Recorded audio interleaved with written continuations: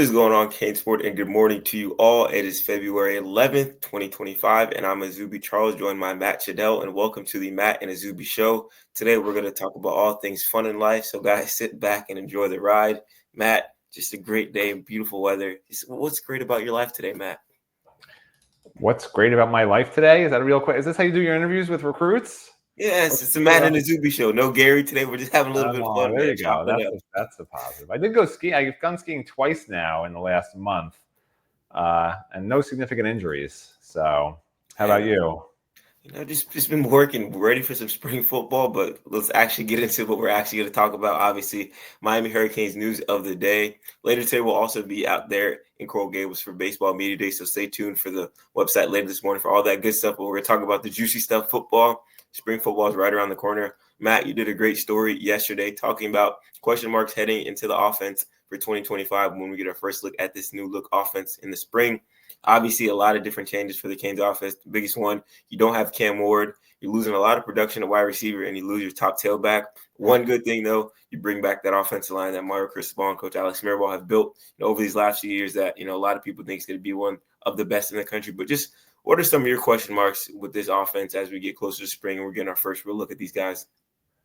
You could point to any number of things at this point, right? The one obvious thing is how much talent's been lost. And I added up the percentages. They lost 96% of the passing offense, 95% of the wide receiver production, 83% of the tight end production, 58% of the running back production are gone. But, sort of in the pre-portal days, that would probably matter. And people would say, oh, rebuilding year. Of course, Miami used to call it a reloading year, which it turned out not to be for the last 20 years. But with portal, the nice thing is they can go through the spring now and then sort of see what they still need. I fully expect them to go after a number one receiver, especially with Carson Beck here. They'll get a receiver. They'll get a really good receiver. It's just to be determined who winds up being that player. And then otherwise on offense, I'm not really worried about the top end running backs, but there's only 4 running backs on the roster, and one of them's arguably better at defensive back, and Chris Wheatley-Humphrey. Tight end, you added the guy from Tulane who's good, not great, and then you got a couple of really good young freshmen. I think Brock Schott in particular is going to be playing right away in some capacity, and obviously Elijah Lofton's fine. So 4 starting offensive linemen back. The offensive line should be good. And then, so receiver's really the big question mark because you have Carson Beck at quarterback, obviously, although he's not going to play this spring. So, that's the position I'm going to keep the closest eye on. But when you ask, the question marks on offense, they're pretty much all over the place because every position's new except for the offensive line where you sort of know what you have. So how that all comes together is going to be really, really interesting.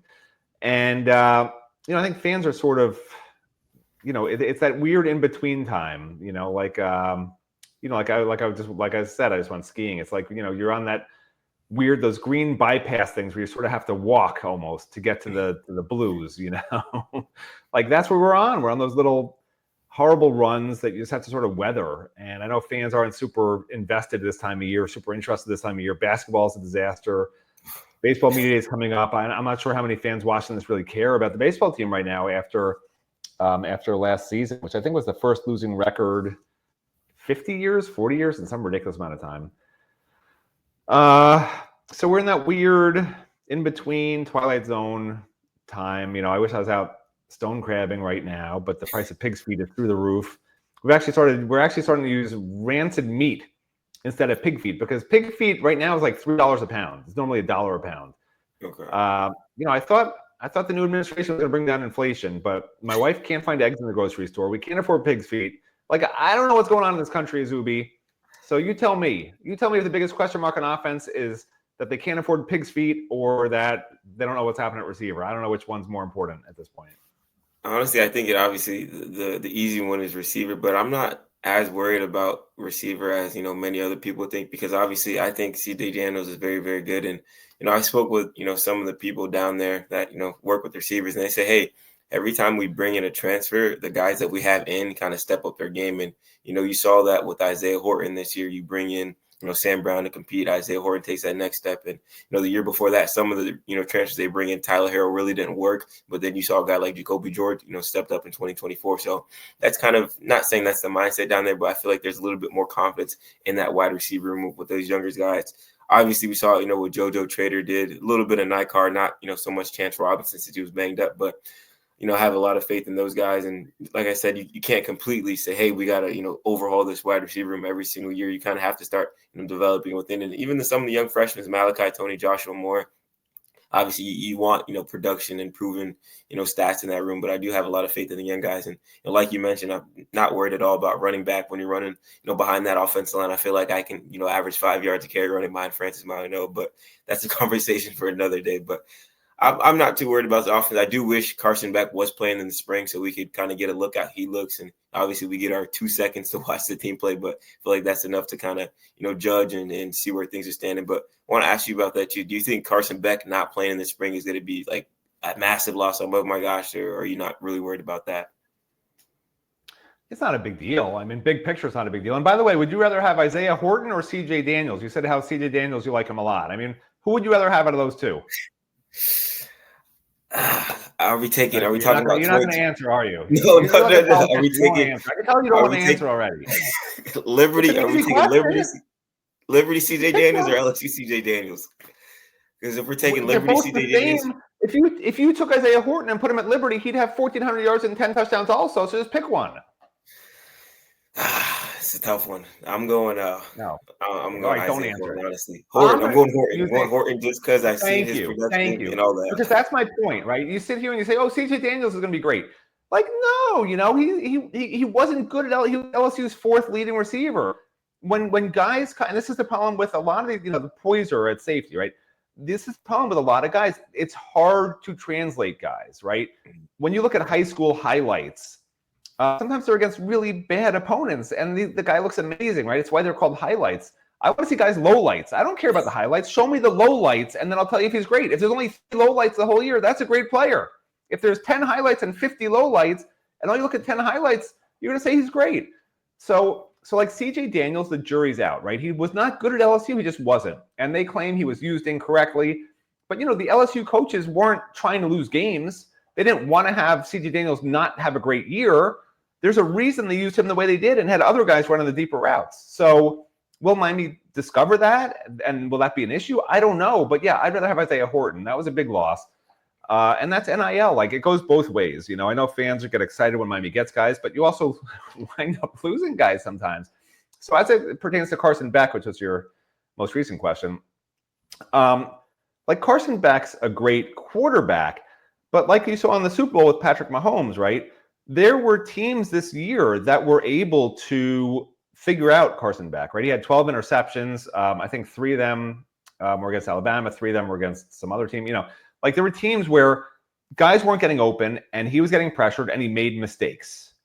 And that's what Miami has to avoid. Like, I don't care that it's missing spring practice, but he doesn't have the same escapability as Cam Ward. People say, oh, he's deceptively fast. You know what deceptively fast means? It means slow, okay? It means he takes long strides and he gets places, but not particularly fast. Like, can he escape a little bit? Yeah, but he's not fast, okay? He's not a running quarterback. He's a pocket quarterback. And if you watch my offensive line, they allowed, I think, 23 sacks this past year, which isn't bad.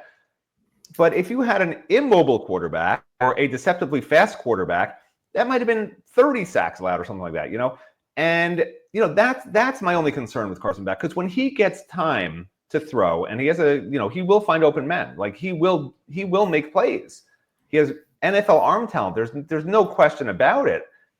So the problem comes when he's pressured. He had one of the lowest pressure quarterback ratings I can remember.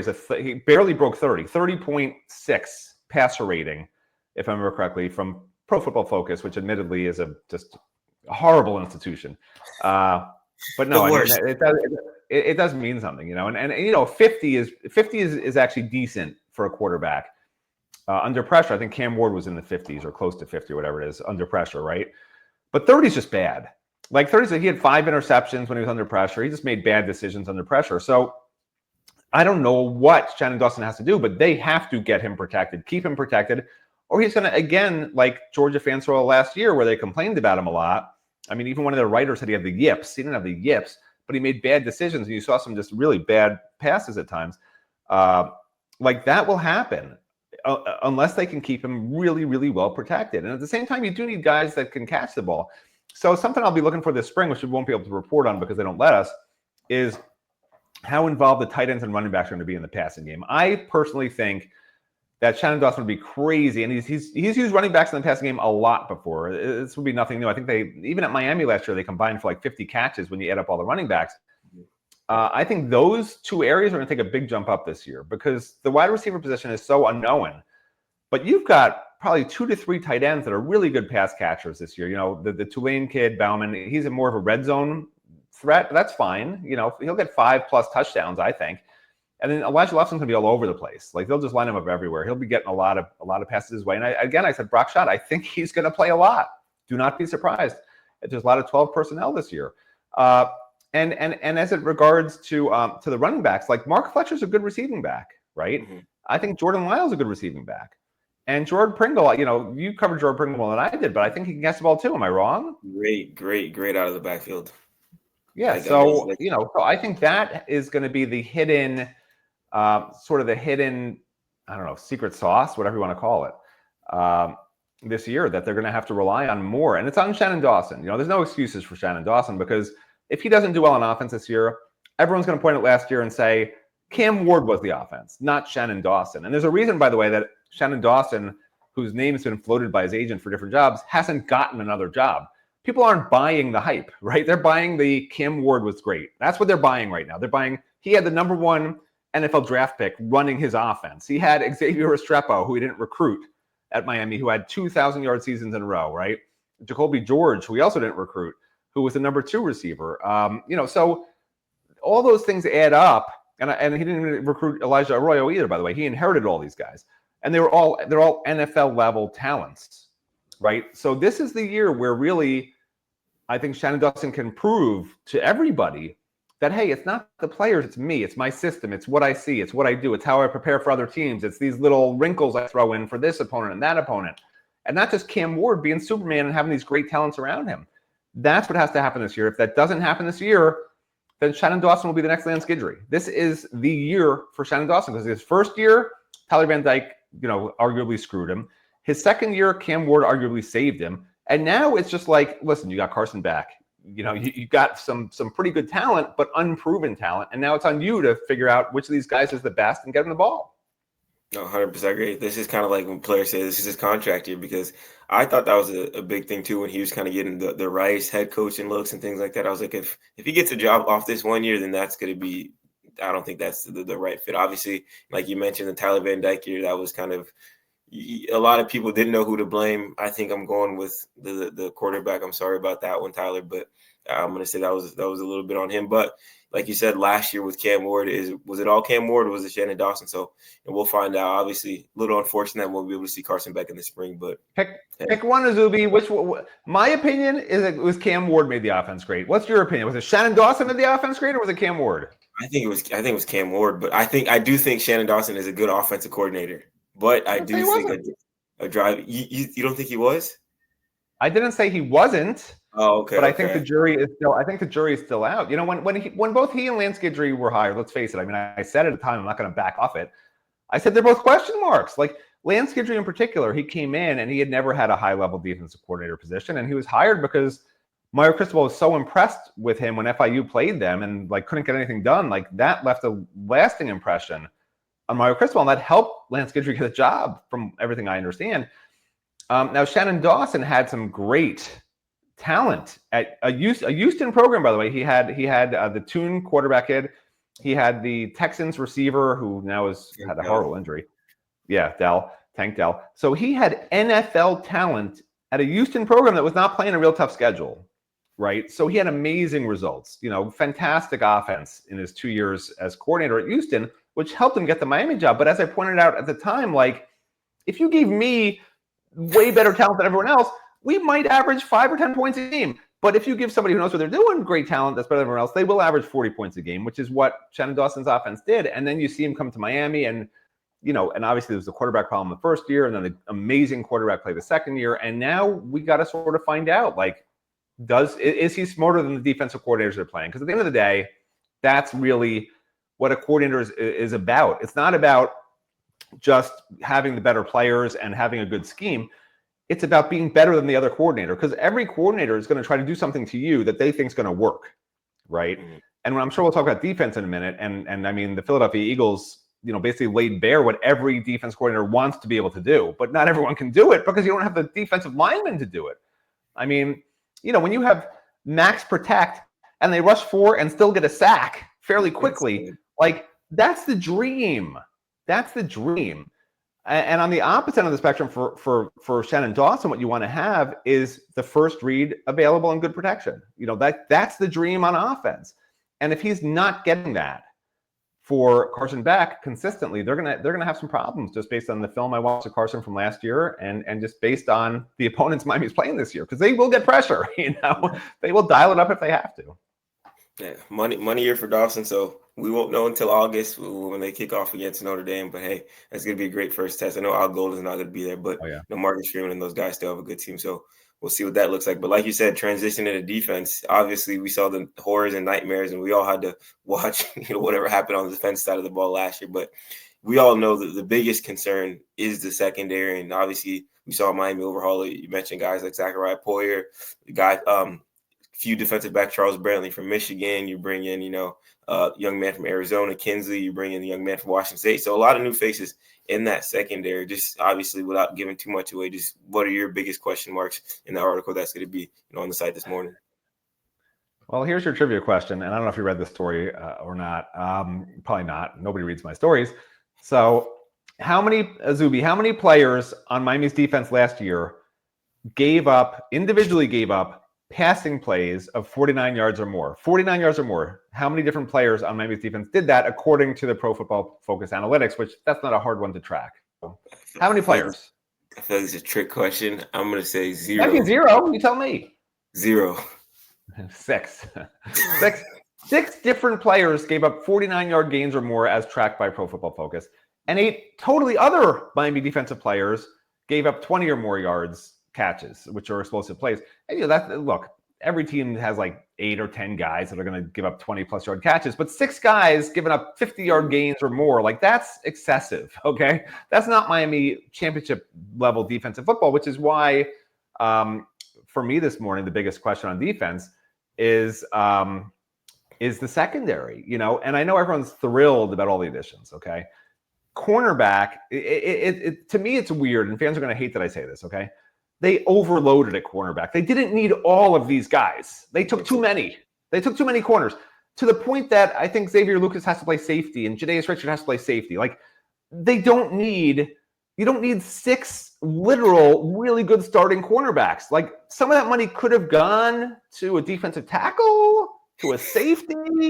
I don't know. I just want 3 really good corners, including a nickel. Well, 3 really good corners and a nickel. I want 4 guys, right? And they've got 6, maybe even 7 right now that are all corners. And, just off the top of my head, you got Damari Brown, right? And Jadaeus Richard, I don't really count him as elite because he struggled last year before he got hurt. But I think Damari Brown's still really good.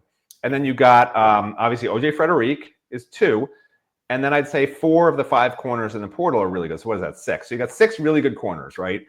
So I don't know. That seems like a lot. And then you look at safety, and it's like the opposite. They got Poyser from Jacksonville State, who was a redshirt freshman and had a really good year, but it was his first year starting, not a top recruit, and he was at a different level. If he was playing at LSU or Ohio State or name the major program, he would not even have started last year. So they basically took a backup from a major program, in my opinion. Sorry, all the fans out there hate me. I don't care. Okay, look at this. Can you do any worse than this? No. So I don't care what you say about me. So you took a backup at a major program, and now he's going to be your starting safety. And you have Zaquan Patterson, who I thought was great the first half of last year in very limited reps, but then when they tried to actually integrate him into defense, he fell apart a lot. That's just the truth. Sorry, everybody. I know he's fast and he can hit and whatever, but he didn't know where he was going, and he was lost out there, and he played slow as a result sometimes. Now, will that be different under Corey Heatherman. I think it will be that he's going to simplify the defense, which is really important. It was way too complex a defense. I talked about that a lot last year, I think mainly with Gary on the show. But guys were confused. Like that's no secret, Izubee. You and I both saw it. Gary and I spoke about it a lot. When guys have their hands up like this and are looking at the sideline at the snap or looking at each other with their hands up, or just there's total bust where no one's even near guys, like that's the coordinator's fault to me. I mean, guys aren't that dumb, okay? You can't convince me that every player on defense is that dumb that they didn't know what to do after the 6th game or after, the entire offseason in the meeting room, spring practices, fall practices. That's on the coordinator, and that's why Lance Guidry's gone, quite frankly. And Heatherman likes to preach simplicity, and I think that's really important. So with that said, secondary is the biggest question mark. Secondary is a strength now, but safety is still a big question mark.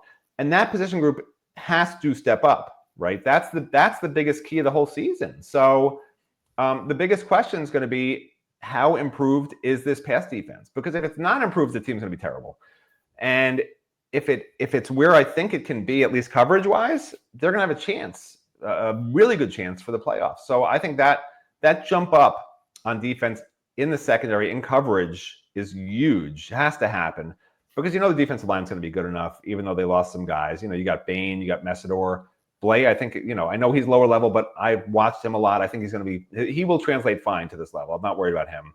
And I think Ahmad Moten will surprise some people. Is he going to be great? No, but he's going to be very good. And that's all you need. You need a decent run stopper who can make some plays at the offensive backfield, right? You can't have all pros at all 4 positions. He'll be good enough. So you got 4 good defensive linemen. I think Basaint at this point is what he is. Good, not great. That's okay. Yeah.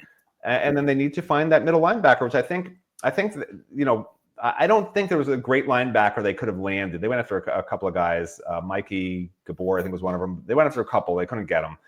I think that will be an emphasis again. I think adding a safety, adding a linebacker, adding a receiver, those are the 3 priorities in the second transfer portal window. So, and notwithstanding that, Jalen Alderman started at Louisville, right, 2 years ago. He's not terrible. Didn't play a lot last year, but he maybe Heatherman he'll fit okay with that, with what he wants him to do. And then you have Aguirre's Aguirre's got potential, right? So the thing is, these young guys just haven't really got a lot of chances, which is why I sort of keep hammering how annoyed I am with the portal and Mario falling in love with the portal. I know he's not falling in love with the portal, but half the team last year, this is true, were portal guys. Half the starters last year were portal guys. There were 11 starters that were from the portal. Like, I'm sorry, that didn't start out their careers at Miami, okay? So that inhibits seeing Aguirre, seeing Pruitt at linebacker, right? Because, for instance, Manoa was out of the portal, and you could argue that Miami didn't make the playoffs the last 2 years. Maybe they would have been better seeing these younger guys play and know what they have at this point, because they still don't know what they have. They don't have a lot of – I think they have 4 starters back on defense, 4 starters back on offense. And you got a ton of, if you look at our eligibility tracker, a ton of freshmen and redshirt freshmen on the roster. And you just don't know. Like, people are like, what happened to Justin Scott, Armando Blunt? Like, these guys are going to be amazing. Cole McConaughey. Like, maybe they'll be amazing, or maybe they'll be terrible. In practice, they've looked good, but they haven't had a chance to do it in games. And I tell people all the time, you could have the greatest practice players in the world. Like, back in the day, I can't remember who it was, but there was one guy who, Tompkins. There was a guy, something Tompkins. I want to say Kendall Tompkins. He was like Andre Johnson in practice. Like, the guy could not be stopped. And then you put him in a game, and he can't run a route, and he can't catch a pass. And so I say all the time, like, some guys are better in games than practices, and some guys are better in practices than games, and you don't know until they're out there, which is the concern when you just have a bunch of young guys in your first games, Notre Dame and Game 4 is Florida. Because if you want to rely on those guys, it would have been nice for them to get 300 reps last year instead of 50 reps, So that's my issue with using the portal when you don't have success. If you use the portal last year and you're in the playoffs, I'd say, okay, I'm all for it. But now it just feels wasted. It feels like you wasted money. It feels like you wasted the chance to see young guys like Justin Scott and Armando Blunt and these other guys to really get chances to get acclimated, to see what they really need to improve on film for the coming season. And it just feels like a wasted opportunity, which is sort of annoying. Yeah, I'm annoyed by everything. I'm annoyed by everything, not just that. I mean, you could name any subject, Izubee, and I will tell you why it annoys me. But I feel like we started off the show with let's talk about positivity and happiness, and now it's just angry Matt, which everybody loves. So Angry hey, Matt. we Angry got to Matt. the right part of the show. But I do want to kind of touch on what you said with the younger guys, because obviously you mentioned that defensive line with Blade from Louisiana Tech, Ahmad Moten, Messidor, and Bain, and a lot of people have been saying, hey, like you said, where's Justin Scott? Where's Amanda Boat? Where's Cole McConaughey? Where's Booker Pickett? It's like you said, you bring in guys like Tyler Barron and Simeon Barrow. That takes away a lot of valuable reps from these, 4 high 5-star guys that you want to see. But similar to Shannon Dawson, it's like, hey, now pressure's all on you guys. Like, this is kind of your make or break year. Let's see what you guys can do. And even the linebacker, you mentioned Bobby Pruitt, you mentioned Darius Hayes is another guy, and then the secondary. I know Dylan Day wasn't a super coveted guy, but he was a guy on special teams that a lot of the coaches really said they liked. So it's a lot of question marks, like with these guys. Like, obviously we've seen flashes, but you'd rather see these flashes against decent teams, not against a team that's coming off a national championship appearance. So that first game, man, it's going to be something interesting for sure on both sides of the ball. But I feel like we'll definitely get a better look at what these guys are looking at, who's kind of stepping up in the spring, which is always going to be fun to see. You're predicting an undefeated season, I'm sure, right? Oh, Isn't that what you're predicting, Izubee? I'm They can't predicting lose a 60, game, right, Izubee? running the table. Carson Beck. It's Cool. written in the stars. The national championship game is at Miami in 2025. Carson Beck it's going to be like a movie. Carson Beck's going to be holding a trophy in one hand and the cabinet twin, his girlfriend, in the other hand. And it's just a movie. It's a Miami Miracle. We're gonna call it. We'll just I'm gonna get the story ready. I'm gonna have it ready to go. Miami Miracle. Cristobal brings the championship back, and the first time in 20-something years, it's gonna be perfect. But in all seriousness, a lot of questions. Wait, hold on. In all seriousness, I think you actually believe that. Am I wrong? Who are they going to lose to? Okay. I'm not gonna say I don't believe it. Right. I'm not. Thank you. I think it You can do happen. believe it. I really do think it can happen. So in all seriousness, that negates everything you already said. I think I'm gonna break this down real quick. This is gonna be my early promo clip of why Miami will win the national championship in 2025. Carson Beck has a run game, and his wide receivers aren't going to drop the ball. And Coach Heatherman is going to be the best defensive coordinator in the. I can't even say that without laughing. I mean, it's just too early to say. But like I said, spring will get a better look, and I'm excited to see if they do bring in extra guys in from the portal, and which guys leave. Like you mentioned, 6 cornerbacks. Not everyone's gonna want to stick around and warm up the bench and give high fives when their teammates are making plays. So excited to see. I should have mentioned this earlier, by the way. So you asked about, Carson Beck missing spring and if that matters. What to me is going to be really interesting is how do you gauge the wide receivers if you only have Emory Williams, Judd Anderson, and Luke Nickel, because are those guys that good? And then by the same token, can you sort of gauge how the DBs are doing if the quarterback play is not great? Emory Williams could be one of the surprises of the spring or not. I mean, he seems to do. He's one of those guys who does really, really well in practices. He always has. He just does. A hard worker, very diligent. But again, we haven't seen it translate to games necessarily. I know he started a couple of games, but he was so reined in by the offensive play calling in those games his freshman year. And then you saw again in the bowl game, like Shannon Dawson wouldn't let him throw the ball down the field until it was desperation time, and then it just looked bad. So, I'm not going to put that much stock. If Emory Williams looks great in practices, that's great. But at the end of the day, everyone's going to remember the game. Like that was horrendous. And, as much as I want Emory to stay here, it wouldn't shock me if he gets an opportunity that he would be in that portal, because now they've taken 2 portal guys 2 straight years. He wasn't recruited by Shannon Dawson. I think I once said he was. He was not. Okay. And I don't know at this point what that looks like. If he does wind up going in that portal and somebody wants him, now what do you do, right? Because now all you have is Carson Beck coming off injury, and then 2 guys who have never played in a game, and I think Nickel's going to be great. Don't get me wrong, but is he ready to play Notre Dame in Florida? Not that something would happen to Carson or that Carson won't be ready. Carson will be ready. I mean, he'll be fine by the end of the spring, or at least be cleared right around the end of the spring is what everyone says. But you don't know what's going to happen, right? And you want to have that plan B. Part of the big thing with Miami is you always have that next guy waiting to step up and be that next guy. They always say next man up, but now it's just next NIL deal up, because guys are going to leave. If you're a backup for 2 years, you're going to leave. I sort of miss the old system in that sense, where you would watch guys develop and see coaches take pride in how they develop and how they work with that particular student athlete.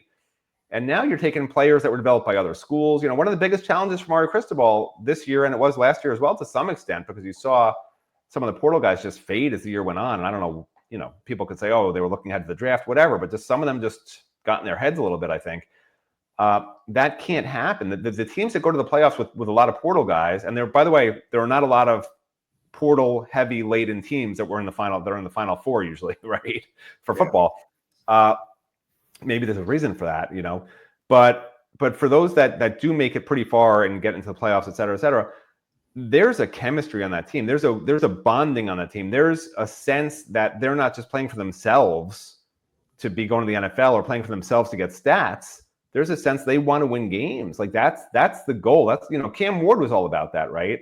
Up until halftime of the bowl game. Sorry, I had to do it. But no, Cam Ward was all about winning. And that's Mario's biggest challenge this year. You've got to get that culture at some point. It's really, really hard, even with a great team, to win if you don't have that culture, that leadership. And they need 3 or 4 guys. I don't think Carson Beck has made a name for himself as that really rally around me guy. So they're going to need to find 3 or 4 guys on offense, 3 or 4 guys on defense that are those rally around me guys, those guys who get pissed when you're winning by 14 points against an average team at halftime. Those guys who will say things that a normal person would probably say, hey, 911, please. He's being mean to me. You need those guys that will just tell you suck. And here's why you're killing our team. And, you better get your ass in gear. If you don't have guys like that, there's only so much a coach can do. And so Mario has tried to recruit that. He's tried to instill that. But, when you look at this team probably having, I don't know, last year they had 11 starters that were portal guys. This year, what are they going to have? Probably 6 or 7. Like that has to be part of the equation. And I'm hoping it will be, because that's just as important as talent to me. No, I agree with you. Obviously, when you're saying that, I was kind of looking at, you look at Ohio State, obviously, the quarterback position. I feel like that's the only position where you see, high level teams really, having a portal guy there, which has kind of been the trend these past few years. But everyone else, recruited. Jeremiah Smith, obviously, as much as people hate to say, recruited from Ohio State. Emeka Ibuka recruited out of high school. Travion Henderson recruited out of high school. That defense recruited out of high school. And you look at Notre Dame, they barely touched the portal besides quarterback position, Riley Leonard. So, what you're saying makes a lot of sense, with kind of building that team, through the high school ranks. And, we always talk about landing free agents and stuff like that. But I feel like the biggest thing is, hitting in the high school ranks and doing that. And then one thing I also want to talk about too, that I saw on the boards before we kind of close out this team talk, is somebody said, is Mario a glorified GM? And that was kind of like a little shocking to me. Not shocking to me, but surprising. I was like, people turning on Mario after 10-year season. But in my opinion, I just want to talk about that a little bit. I personally think that's an awful comparison, calling him a GM. I think he's more of a CEO of a team. Like, hey, you need somebody at the top kind of controlling everybody, not calling people, puppets, but he's moving everybody in the right pieces. Obviously, a lot of people want to criticize his game day, decisions and things like that. But I feel like calling him a glorified GM is a bit of a slap in the face. Just want to get your closing thoughts on, people calling Mario a GM instead of a head coach. Oh, he's not a GM. He's Elon Musk. He's like the Elon Musk of the Miami Hurricanes. By the way, I thought that Elon Musk was gonna cut the funding for Good Morning CaneSport. I don't understand why we still have a show. I thought he was cutting all this stuff out, but I'm a little annoyed that he skipped cutting this out. Listen, I don't care if you call him a GM or a coach or whatever.